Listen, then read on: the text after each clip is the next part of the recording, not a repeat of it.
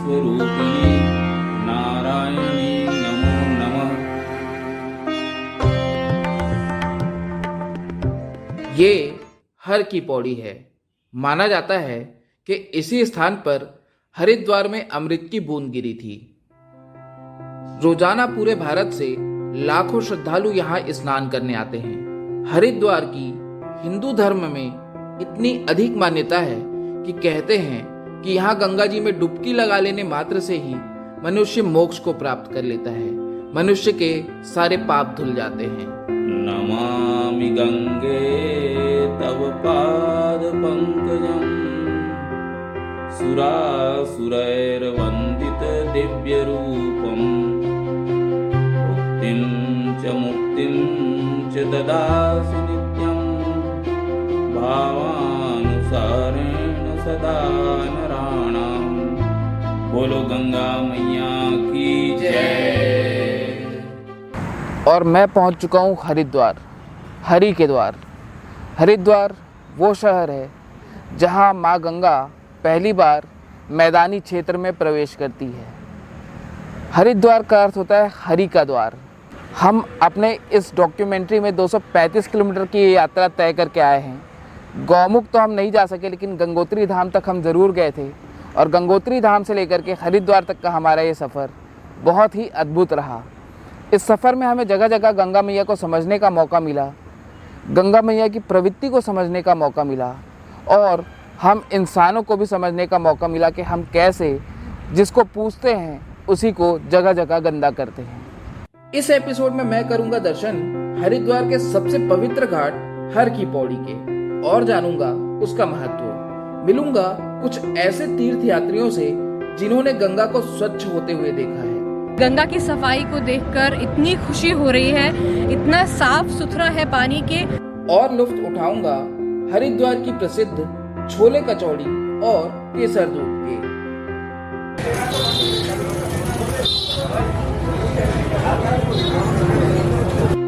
Virtually आपको अपने साथ हाथ रिक्शा में बैठकर घुमाऊंगा हरिद्वार के बाजार, गलियां और आश्रम।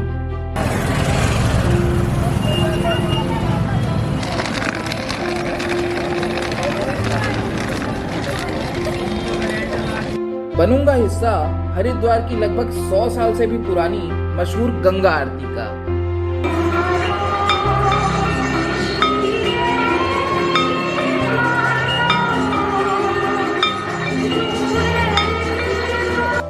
और आपको दिखाऊंगा कि गंगोत्री से हरिद्वार तक 250 किलोमीटर का ये सफर कैसे तय करती है गंगा मैया।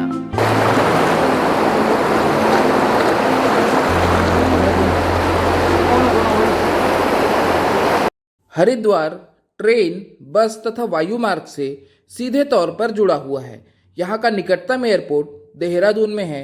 आप दिल्ली से भी फ्लाइट तक आ सकते हैं और वहाँ से बस अथवा टैक्सी से हरिद्वार तक पहुँचा जा सकता है। यहाँ के मार्केट में आपको पूरे वर्ष गर्म कपड़े तथा यात्रा में काम आने वाले कपड़े बहुत ही सस्ते तथा अच्छे दामों में मिल जाएंगे। कपड़ों के अलावा यहाँ मूर्तियों, पूजा पाठ की सामग्री, ज्वेलरी तथा खाने पीने की भी बहुत सी दुकानें हैं।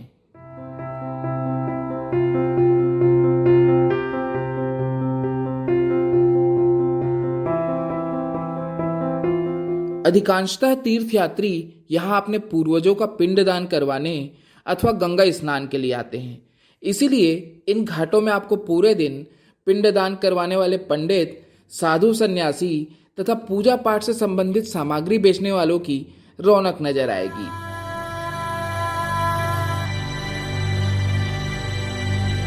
गंगा घाट में घूमते समय देश के अन्य प्रमुख पर्यटन स्थलों की तरह यहाँ भी आपको उठाई गिरों से सावधान रहने की बहुत जरूरत है।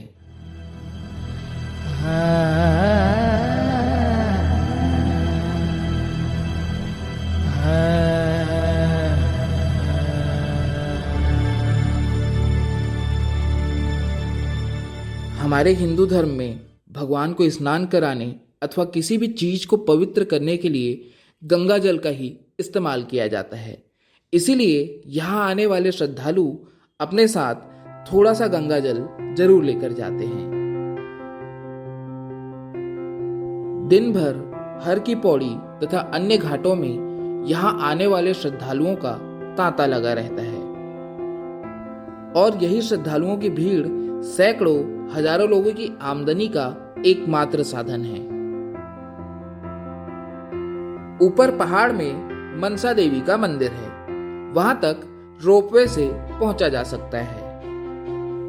पूरे हरिद्वार शहर में बहुत से घाट हैं, बहुत से प्राचीन मंदिर हैं और आश्रम हैं और हर एक मंदिर, हर एक आश्रम और हर एक घाट का अपना ही एक अलग महत्व और इतिहास है।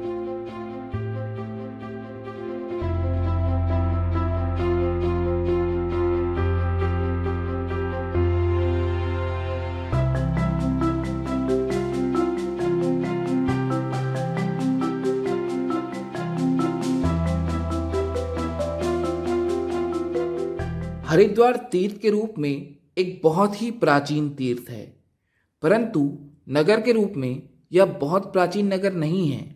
हरिद्वार का नाम भी उत्तर पौराणिक काल में ही प्रचलित हुआ है।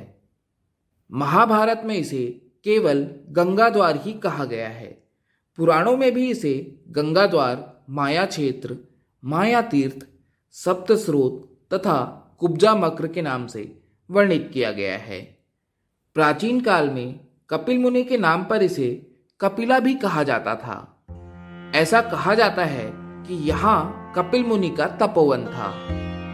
हरिद्वार नाम का संभवतः प्रथम प्रयोग पद्म पुराण में हुआ है। पद्म पुराण के उत्तरखंड में गंगा अवतरण के प्रसंग में हरिद्वार की अत्यधिक प्रशंसा करते हुए उसके सर्वश्रेष्ठ तीर्थ होने की बात कही गई है। उत्तराखंड का हरिद्वार जिला एक पवित्र नगर तथा हिंदुओं का प्रमुख तीर्थ है। यह नगर निगम बोर्ड से नियंत्रित है। यह बहुत ही प्राचीन नगरी है। हरिद्वार हिंदुओं के 7 पवित्र स्थलों में से एक है। इस तरह के भंडारे हरिद्वार में बहुत ही आम हैं। इन भंडारों में यहाँ आने वाले तीर्थयात्रियों, साधु संन्यासियों तथा कुछ ऐसे लोगों को जो अपना सामाजिक जीवन तथा अपना शहर बहुत पीछे छोड़ आए हैं, उनको मुफ्त में खाना परोसा जाता है। वैसे ज्यादातर तीर्थयात्री अपने आश्रमों के आसपास बने इन वैष्णव भोजनालयों में ही भोजन करके आसपास के मार्केट में खरीदारी के लिए जाते हैं।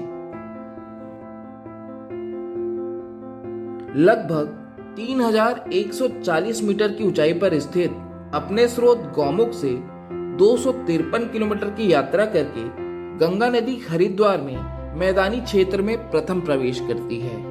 इसीलिए हरिद्वार को गंगा द्वार के नाम से भी जाना जाता है, जिसका अर्थ है वह स्थान जहां पर गंगा जी मैदानों में प्रवेश करती है। ऋषिकेश की तरह हरिद्वार में भी आपको लोकल मार्केट घूमने के लिए ई रिक्शा तथा ऑटो रिक्शा मिल जाएगी। लेकिन हम और आप आज यहाँ किसी ऑटो में नहीं घूमने वाले। हम आज यहाँ घूमने वाले हैं हाथ रिक्शा से। अरे भाई, हरिद्वार की सड़कों को बहुत अच्छे से देखना है, इन सड़कों में बनी हुई इन दुकानों को देखना है और उन दुकानों में खरीदारी करते हुए इन लोगों के चेहरे पे मुस्कुराहट भी तो देखनी है। तो आइए आप भी मेरे साथ वर्चुअली घर में बैठे बैठे एंजॉय कीजिए हरिद्वार की इन सड़कों को, इन गलियों को।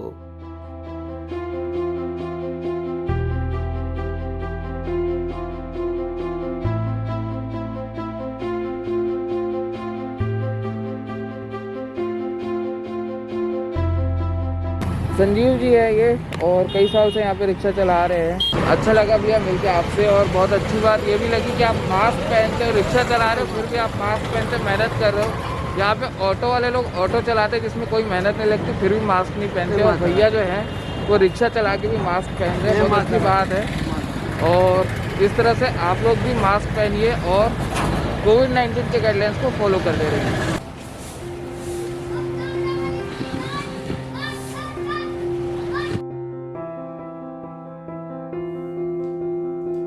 दिन के हर पहर सैकड़ों सफाई कर्मी और हजारों स्वयंसेवक गंगा की सफाई में लगे रहते हैं। जरा सोचिए, एक ऐसा स्थान जहाँ प्रतिदिन लाखों की संख्या में श्रद्धालु आते हैं, ऐसे स्थान को साफ सुथरा रखने में इन सफाई कर्मियों को कितनी मेहनत करनी पड़ती होगी। कभी कभी तो ऐसा लगता है कि शायद इनकी ड्यूटी रात को भी खत्म नहीं होती। इस पावन नगरी में आपको हर जगह शुद्ध और सात्विक खाना ही मिलेगा। फिर चाहे आप किसी रेस्टोरेंट में बैठकर फुल थाली का लंच करें या फिर मेरी तरह छोले कचौड़ी का जायका चखें।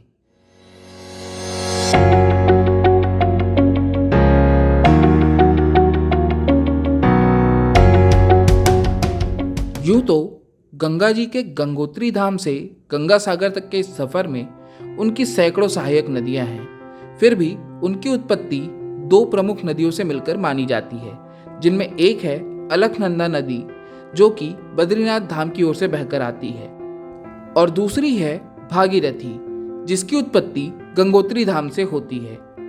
इन दोनों नदियों के हरिद्वार तक के सफर में बहुत से प्राचीन धार्मिक स्थल आते हैं। आइए आपको दर्शन कराते हैं उन्हीं में से कुछ प्रमुख धार्मिक स्थलों के। तो इस वक्त सुबह के 6:30 बज रहे हैं और हम ऑलरेडी ऋषिकेश से लगभग 30 किलोमीटर दूर आ चुके हैं, और ये रही हमारी बस। फिलहाल हम लोग 3 धारा के पास में रुके हुए हैं और यहाँ पे नाश्ते के लिए रोका हुआ है, ब्रेकफास्ट के लिए रोका हुआ है। जैसे कि आप देख सकते हैं, एक साइड पूरा लैंडस्लाइड का मलबा है और दूसरी तरफ एकदम गहरी खाई है जिसके नीचे अलकनंदा नदी बह रही है। यही रास्ता आगे बद्रीनाथ धाम तक जाता है। पांडुकेश्वर को विंटर बद्रीनाथ भी कहते हैं क्योंकि ठंड के मौसम में 6 महीने बद्रीनाथ भगवान और कुबेर जी इसी स्थान पर आकर निवास करते हैं, और यहीं स्थित जो पांडवों द्वारा बनवाया गया मंदिर है वहीं पर उनकी पूजा अर्चना होती है। तो आप सब भी घर बैठे दर्शन कीजिए भगवान बद्री विशाल के पांडुकेश्वर से, जहाँ पे भगवान शीतकाल में 6 महीने आकर के निवास करते हैं। उत्तराखंड में 4 धाम यात्रा में से एक धाम माने जाने वाले बद्रीनाथ जी की यात्रा में भी यह एक महत्वपूर्ण पड़ाव है। यहाँ आसपास घूमने की भी बहुत सी जगह है, जिनमें वैली ऑफ फ्लावर्स और हेमकुंड साहिब काफी प्रसिद्ध हैं। उत्तराखंड में दूसरे टूरिस्ट प्लेसों के उलट यहाँ आपको गांव की सीधी सादी और सादगी भरी जिंदगी को करीब से देखने का मौका मिलेगा। ये अलकनंदा नदी है जो बद्रीनाथ के बगल से बहते हुए आती है। तो आपका जो भाई है वो आज यहाँ पे रुक गया है जोशीमठ में। रूम अंदर है, नीचे ये ग्राउंड फ्लोर है, इसके नीचे फर्स्ट फ्लोर है, वहाँ पे मेरा रूम है। रूम तो नहीं, मतलब मेरा बेड है, और बेड भी मैंने विंडो वाला लिया है ताकि मैं पहाड़ों के नज़ारे उठा सकूँ सो के उठते ही। इस वक्त शाम के लगभग 5 बजे का समय हो रहा है। मैं नरसिंह मंदिर में खड़ा हुआ हूँ जोशीमठ के। ये अपने आप में बहुत ही विशेष है क्योंकि ऐसा माना जाता है कि जब भगवान नरसिंहनाथ, जो कि भगवान विष्णु के अवतार थे, उन्होंने हिरण्यकश्यपु का जब वध किया, उसके बाद इसी स्थान पर आकर उनका क्रोध शांत हुआ था। इसीलिए यहाँ पे जो मूर्ति है वह सौम्य स्वरूप में है, जबकि भारत के अन्य क्षेत्रों में हम जहाँ पे भी भगवान नरसिंहनाथ जी की मूर्ति देखते हैं वो हमेशा ही रौद्र रूप में नज़र आती है, हिरण्यकश्यपु का वध करते हुए नज़र आती है। यहाँ नीचे से अलकनंदा नदी बह रही है, हालांकि नीचे भी शहर है काफ़ी दूर तक। वो वहाँ दूर पे आपको घर नज़र आ रहे होंगे, उसके नीचे अलकनंदा नदी बह रही है जिसका तीव्र वेग यहाँ तक सुनाई दे रहा है। तो अभी यहाँ पे दोपहर से बारिश हो रही है और शाम को फ्यूज़ उड़ गया है। इस वजह से पूरे जोशीमठ के मैक्सिमम एरियाज़ में लाइट चली गई है। अभी भी बूंदाबांदी वाली बारिश चल रही है। तो हम जिस गेस्ट हाउस में रुके हुए हैं, विश्राम गृह में रुके हुए हैं, यहाँ पे एक प्यारा सा किचन है और भैया लोग बहुत मेहनत कर रहे हैं, इतनी ठंड में खाना बना रहे हैं जो भी गेस्ट यहाँ पे रुके हैं उनके लिए। तो ये एकदम फ्रेश रोटी, सब्जी और दाल विथ प्याज एंड मिर्ची का सलाद, धुआं उड़ता हुआ। तो पहले मैं खा लेता हूँ फटाफट से, नहीं तो ये ठंडा हो जाएगा। इतने दूर से all the way from Raipur Chhattisgarh almost 1400 kilometres का सफ़र तय करके यहाँ, और फिर यहाँ ऋषिकेश से लगभग 300 किलोमीटर का सफ़र तय करके जोशीमठ, ये वाले खूबसूरत नज़ारे देखने ही तो आया हुआ हूँ। पीछे शहर भी उतना ही खूबसूरत नज़र आ रहा है। सुबह सुबह बिल्कुल ऐसा लग रहा है कि धो दिया है प्रकृति ने, साफ़ कर दिया है। और जो बादल पहाड़ों के ऊपर छाते जा रहे हैं, वो नज़ारा तो मतलब शब्द नहीं है उसके लिए। जोशीमठ वो स्थान है जहाँ पे 8वीं सदी में जब आदि गुरु शंकराचार्य जी आए थे, तो उन्होंने जिन 4 मठों की स्थापना की थी, उनमें से एक मठ उन्होंने यहाँ स्थापित किया था। ये वही स्थान है जिसे आदिकाल में ज्योतिर्मठ के नाम से जाना जाता था।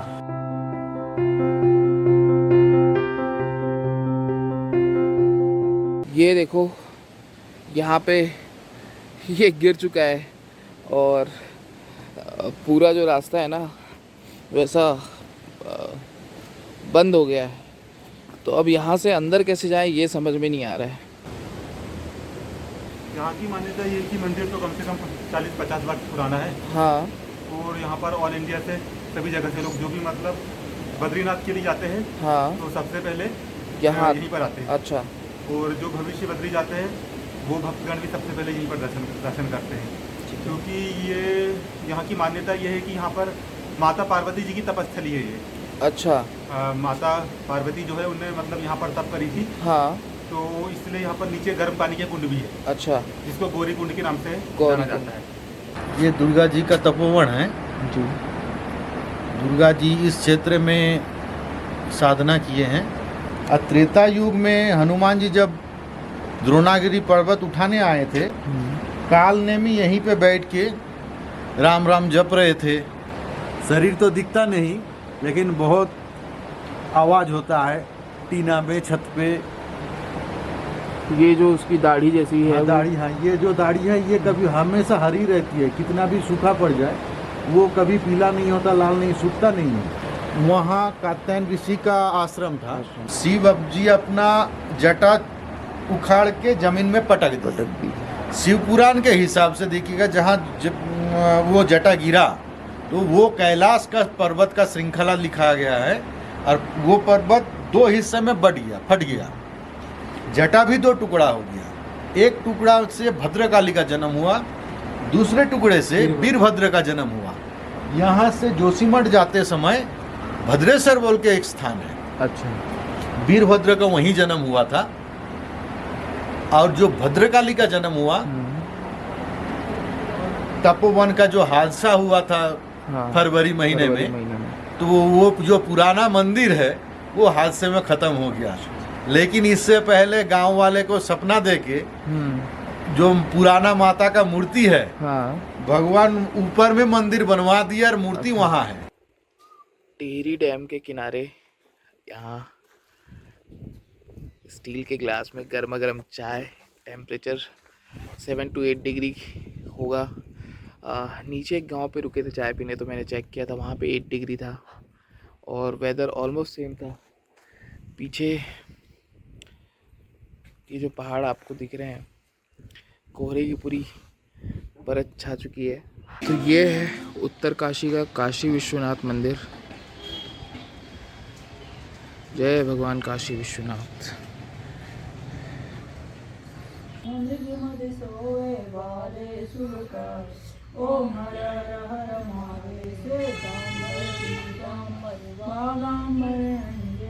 संपूर्ण भारतवर्ष में 3 काशी प्रसिद्ध हैं। पहला उत्तर प्रदेश के वाराणसी में और 2 उत्तराखंड में, गुप्त काशी और उत्तर काशी। वो गाना जो है ना, जब आप ऐसे मतलब यहाँ ही नहीं, आप किसी भी पहाड़ी एरिया में चल जाओ, किसी भी क्षेत्र के, और जैसे ही आपको नेचुरल खूबसूरती आपको मिलेगी ना, तो वो वाला जो गाना है वो बाय डिफ़ॉल्ट ज़बान पे आ जाता है। हुस्न पहाड़ों का क्या कहना है।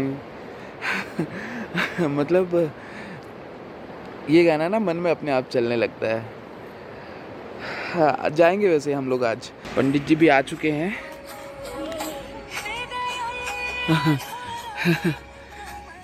म्यूजिक भी चलेगा। म्यूज़िक भी चलेगा। पंडित जी आ चुके हैं, म्यूज़िक भी लगा दिया उन्होंने धार्मिक वाला। कार हमारी रेडी है और अब चलते हैं सीधे ऊपर गंगोत्री धाम पहाड़ों की ओर। इन खूबसूरत सी वादियों में ड्राइव करना किसी भी राइडर या ड्राइवर के लिए एक ड्रीम जैसा है, लेकिन सच कहूँ तो यहाँ ड्राइव करना जितना ज़्यादा रोमांच से भरा हुआ था उतना ही डरावना भी, क्योंकि एक तरफ बर्फ से ढकी हुई ये पहाड़ियाँ थी तो वहीं यहाँ की खड़ी चढ़ाई में कार को फर्स्ट से सेकंड गियर पे ले जाना भी मुश्किल हो रहा था। तो ये है गंगनानी का प्रसिद्ध गर्म पानी का कुंड। ये है पराशर ऋषि की प्रतिमाएं और साथ में कुछ अन्य देवी देवताओं की प्रतिमाएं।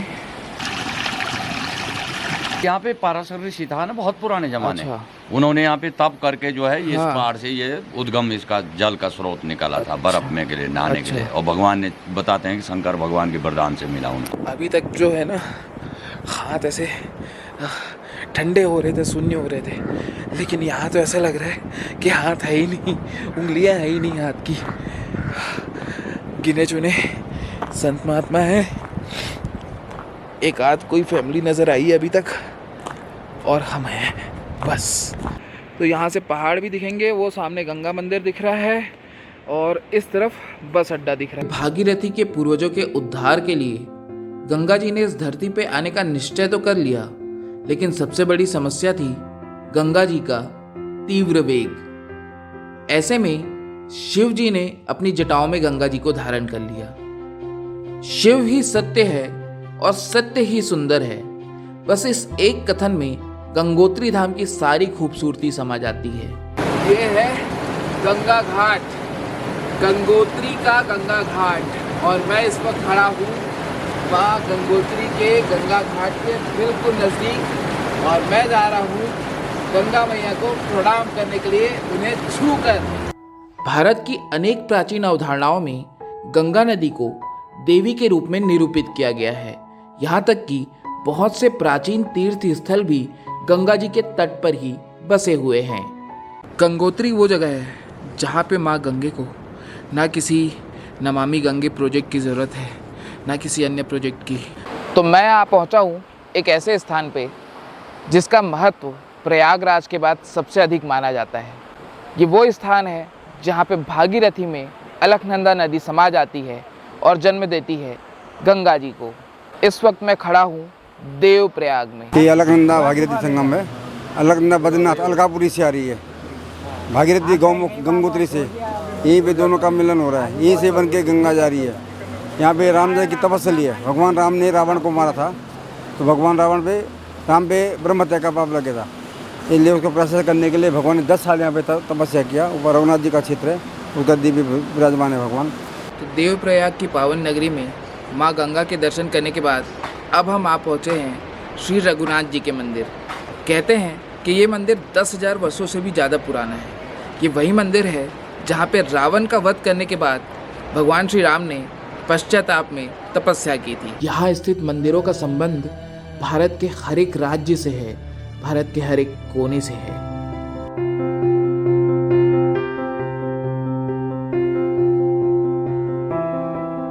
लोग स्वर्ग की प्राप्ति के लिए क्या क्या नहीं करते, न जाने कितने पापड़ बेलते हैं। अजी मैं आपको सिंपल रास्ता बताता हूँ। ऐसी मान्यता है कि इस मंदिर की सीढ़ियाँ चढ़ने से लोगों को स्वर्ग की प्राप्ति होती है। और हो भी क्यों ना, नीचे भागीरथी और अलकनंदा का संगम है जहाँ से इसे माँ गंगा के नाम से जाना जाता है, और ऊपर साक्षात भगवान विष्णु और भगवान महेश अर्थात भगवान शिव स्वयंभू रूप में विराजमान हैं।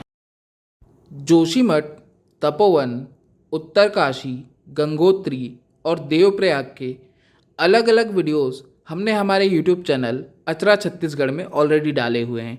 अगर आपने अभी तक वो वीडियोस नहीं देखे हैं तो उन वीडियोस का लिंक आपको इस वीडियो के डिस्क्रिप्शन में मिल जाएगा।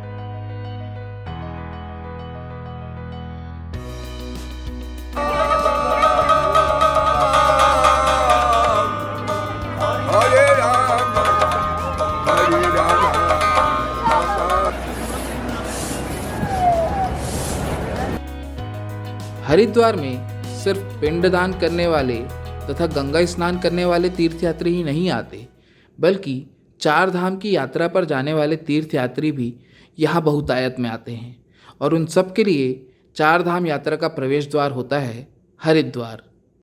श्रद्धालुओं की इस भीड़ को संभालने के लिए प्रशासनिक अमला भी चुस्ती से तैनात रहता है।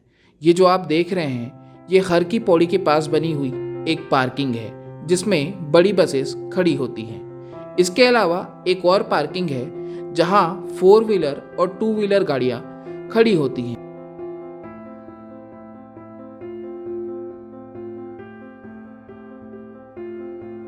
प्रेम प्रकाश घाट से सामने का नज़ारा बहुत ही खूबसूरत नज़र आता है। ये जो आप देख रहे हैं, ये हरिद्वार की प्रसिद्ध शिव जी की विशाल प्रतिमा है जो कि विवेकानंद उद्यान के बीचों बीच स्थित है। केदारनाथ त्रासदी के समय हरिद्वार में इतना अधिक जल भराव हो गया था कि यह विशाल प्रतिमा भी गले तक डूब गई थी।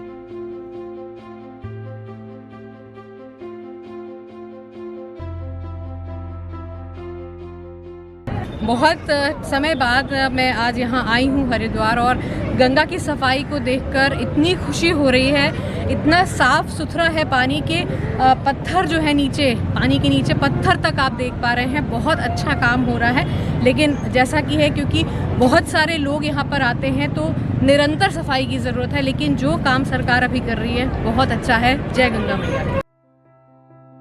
अब धीरे धीरे शाम ढलने लगी है और यकायक यहाँ श्रद्धालुओं की भीड़ बढ़ने लगी है।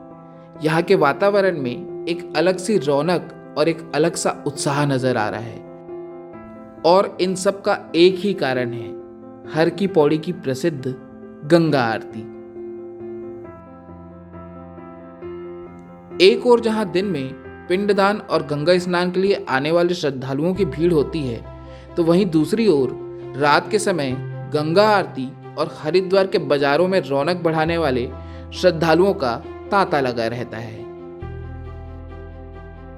तीर्थयात्रियों के अलावा आसपास के शहरों से और लोकल लोगों का एक बहुत बड़ा जनसैलाब प्रतिदिन गंगा आरती में शामिल होता है। इसीलिए जैसे ही शाम ढलती है, मानो एक तरह से लोग हर की पौड़ी की तरफ भागते हुए नजर आते हैं।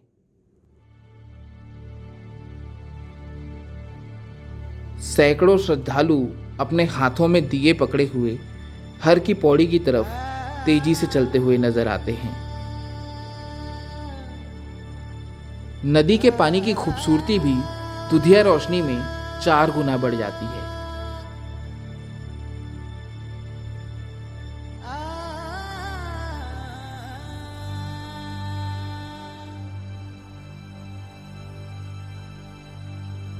एक आम दिन में भी यहाँ इतनी भीड़ होती है कि अगर आप बिल्कुल तट पर खड़े होकर गंगा आरती देखना चाहते हैं तो आपको कम से कम 1 से 1.5 घंटे पहले यहाँ पहुँचकर अपनी जगह सुरक्षित करनी होगी।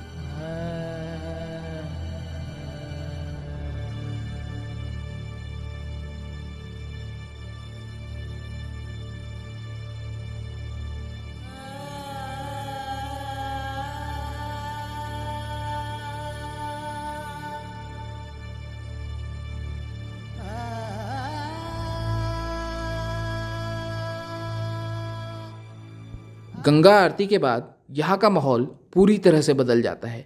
ऐसा लगता है कि आप किसी मेले में आ गए हों। कुछ परिवार अपने आरती के दिए गंगा जी में प्रवाहित करते हुए नजर आते हैं, तो वहीं कुछ लोग पंडित जी से आरती पाने की होड़ में लगे रहते हैं।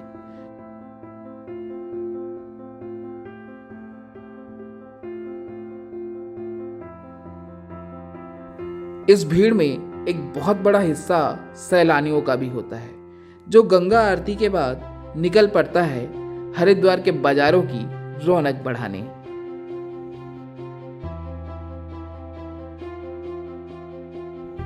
जो लोग सीधे गंगा आरती के समय हरिद्वार पहुंचते हैं, उनमें से बहुत से लोग ऐसे भी होते हैं जो गंगा आरती के बाद घाट में स्नान के लिए जाते हैं, क्योंकि गंगा आरती के समय इन घाटों में स्नान करना सख्त मना है। यहाँ आने वाले श्रद्धालु भारत के अलग अलग क्षेत्र से, अलग अलग प्रांत से आते हैं। इन सब की भाषा, बोली, रहन सहन, खान पान यहाँ तक कि जीवन यापन करने का तरीका भी अलग अलग है। फिर भी सबके मन में बस एक ही कामना है कि गंगा मैया किसी तरह से उन्हें अपना आशीर्वाद प्रदान करे और उन्हें मोक्ष की प्राप्ति हो।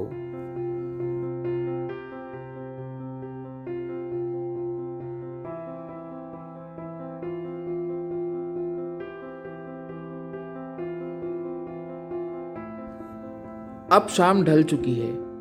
लोग अभी भी खरीदारी कर रहे हैं, खाना पीना कर रहे हैं। थोड़ी देर बाद ये सारे लोग अपने होटलों में, अपने आश्रमों में चले जाएंगे। कल शायद इनमें से बहुत से तीर्थयात्री अपने अपने शहरों की ओर रवाना हो जाएंगे। लेकिन कल फिर एक नया दिन चढ़ेगा। फिर भारत के अलग अलग प्रांत से बहुत से लोग यहाँ आएंगे, पिंडदान करेंगे, गंगा स्नान करेंगे, खरीदारी करेंगे, आसपास के तीर्थ स्थलों में जाएंगे।